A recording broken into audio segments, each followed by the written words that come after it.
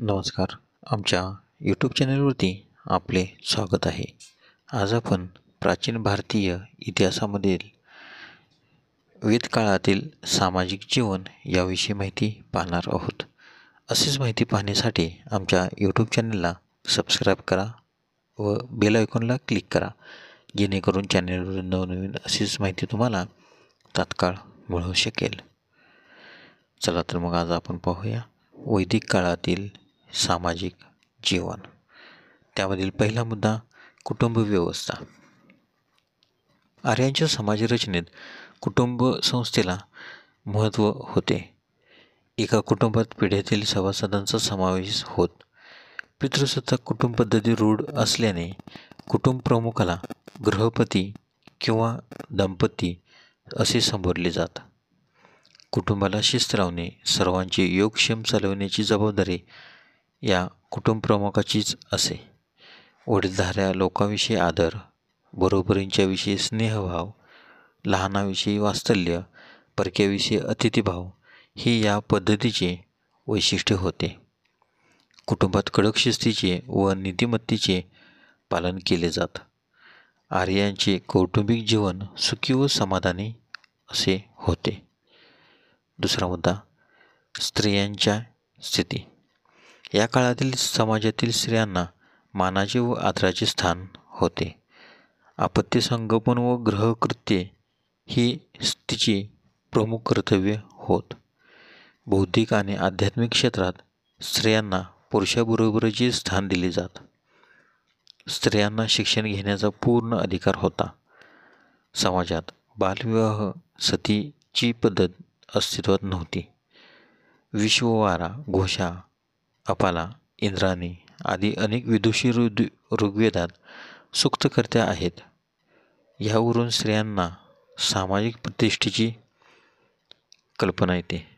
विवाह संस्था पवित्र व धार्मिक मानली जात. वयात आल्यानंतरच विवाह केले जात. स्त्रियांना पती निवडण्याचे पूर्ण अधिकार होते. विवाहात कन्यादानाला महत्त्व होते. विवाहविधी हे अग्नीच्या साक्षीनेच केले जात. सर्वसामान्यपणे एकपत्नीत्वाची पद्धत रूढ होती. श्रीमंतात व राजघराण्यात बहुपत्नीत्वाची पद्धत रूढ असावी. विधवा विवाहाला अनुमती होती. नियोग पद्धती शास्त्रशुद्ध मानली जात. सगोत्र विवाहास मान्यता नव्हती.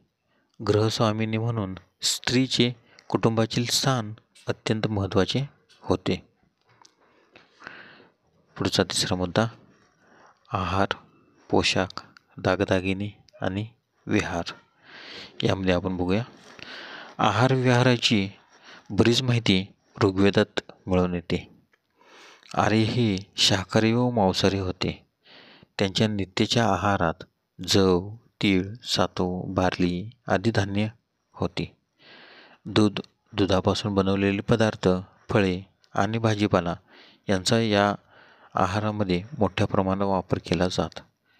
धार्मिक उत्सवावेळी सोमरस व सुरापान केले जात.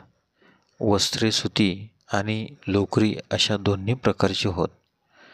ती विविध रंगाची असत. कबरेखाली, शरीरावर आणि डोक्याला अशी वस्त्रे वापरत.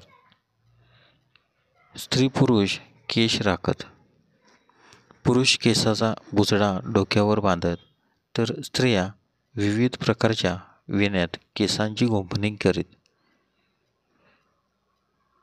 स्त्री पुरुष अलंकार वापरत.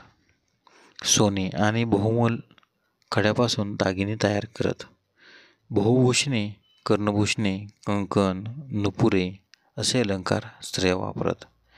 सौंदर्य प्रसाधनाचाही वापर केला जात होता. आर्यांच्या जीवनाकडे बघण्याचा दृष्टिकोन सर्व सुखांचा उपभोग घेऊन जीवन आनंदी करावे असाच होता. यामुळेच या समाजात गायन, वादन, नृत्य इत्यादी कलांचा विकास झालेला दिसून येतो. तंतुवाद्य, चामड्याचे वाद्य आणि सच्छिद्र वाद्य हे लोक वापरत. द्यूत खेळणे हा प्रतिष्ठेचा खेळ होता. घोड्यांचा व रथांची शर्यती, वन्य प्राण्याची शिकार ही त्यांचे आवडते छंद होत. आर्यांच्या जीवनात नैतिक स्तर अतिशय महत्त्व किंवा उच्च होता. लोकांचे जीवन सुखी आणि समाधानी होते असे यावरून दिसून येते. पुढचा चौथा मुद्दा, समाज स्थिती. आर्य ज्यावेळी भारतात आले त्यावेळी त्यांचे जीवन भटकेच होते.